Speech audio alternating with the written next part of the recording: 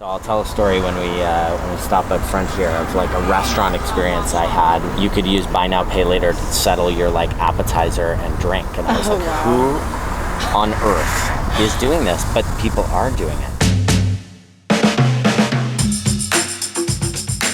So there's this awesome new way of paying without actually paying. Well, I mean, not all of it all at once. It's called Space it out. Buy Now, Pay Later. And you might be familiar, most of us, I think, are familiar with it online now. Most online retailers have some buy now, pay later partner. And now it's website. in the real world, which is the sort of like most surprising part of it. You know, we brought some of the clients to a retailer who partnered with Sezzle to bring this concept to life at a POS terminal, at the cash register in the real world. And I think this is a turning point for how payments are happening at retail that is going to be really, really interesting into the future. Absolutely. I mean, and they take away so many of the inhibitions around the retail process that exists. I mean, especially from a lending perspective, there's zero interest, it's quickly approved. And there were actually studies done during 2020 that showed that about almost 50% of consumers that use buy now, pay later are willing to pay at least 20% more during the holidays. It's wild to me that these things that have been kind of like sovereignly separate from one another, credit, debit, money I have versus money I don't have, those lines are blurring in the retail world, which is fascinating. Okay, so buy now, pay later is working its way into like all places, like we were just talking about. My wallet has a couple of credit cards, debit card. There's not that many choices.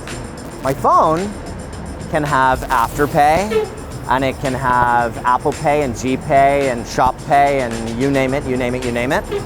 And so the idea that I had this like appetizer and a drink, and if I had chosen, could have put that into Afterpay and split up that $32 over several installments, I was like, okay, I think we've jumped the shark. This is getting weird.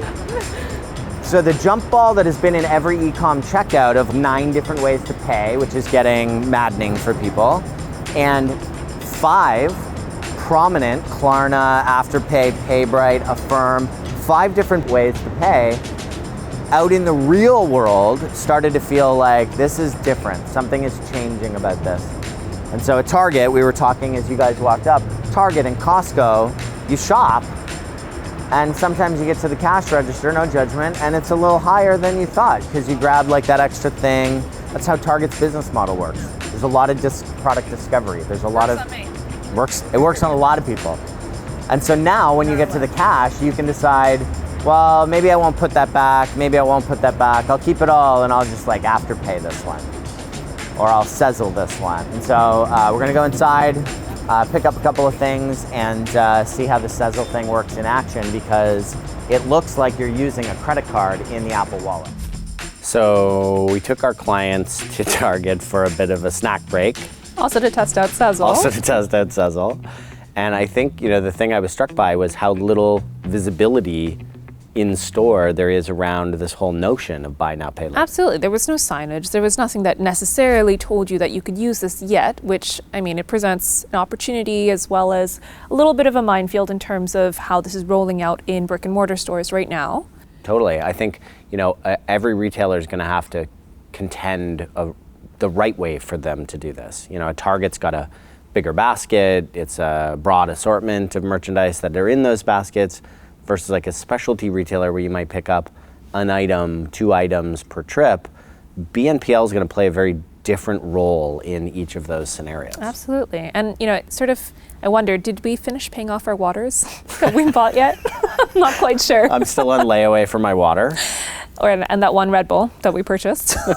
I think, too, this is Sezzle, but it could have been anything, right? I mean, the minute there's a ghost card sitting in your Apple Wallet that is attached to any of the regular payment rails, this one's on a Visa rail, you could use any service, any payment flexibility type service can kind of jack into this system, which I think is both wild and extremely weird. And very lucrative. So there's just so many ways in which this can integrate with our lives. I think there's so much flexibility. And as other payment options are also widening, I think the future for which these payment well, I'd say options, but like these methods are now integrating with each other. So we're going to have an infinite number of ways in which we can purchase what we want to a different retailer. And I suspect for a while it's going to be turbo fragmented. There's going to be 18 choices around this, and eventually they'll all get bought by one or two providers. Start getting consolidated. Again. Yeah.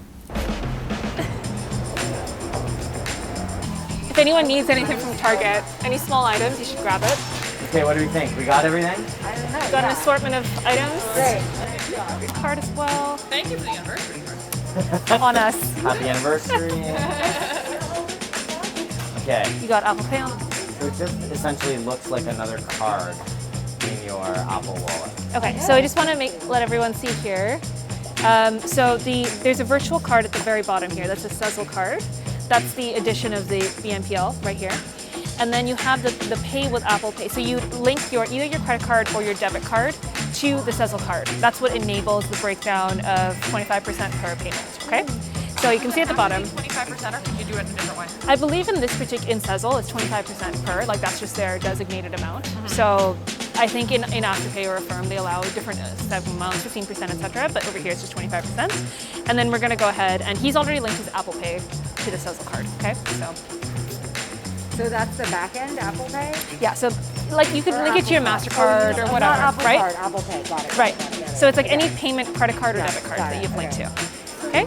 So I mean, Sarah, what's your impression of what it was like to actually use in-store IRL? Like, how did that go? I mean, it was so straightforward. You download the app, there's a small, piece at the bottom that says virtual card or digital card, and you just basically have to link it to whatever payment option that you have, in whether it's through Apple Pay on your digital wallet or through a Visa or a debit card or Right, so I'm something. attaching it effectively to my debit or my credit card or whatever I choose. And then it's super, super easy. You just use it at till, just like any other digital card that you have, and there you go. So a retailer actually could be none the wiser about whether you've decided to like Sezzle this one or buy now, pay later, Apple Pay later, whichever flavor you decide. Yeah. No integration with retailer necessary. Yeah, I mean, I think at this point in the BNPL world, there is a little bit of conscientiousness between retailers and the partners, but I think we're going quickly towards a world in which it's just going to be so prevalent that there's no risk on the retailer side. It's just people will be using whatever method is best for them. So Sean, I mean, now that we've experienced this, we've talked about it a little bit.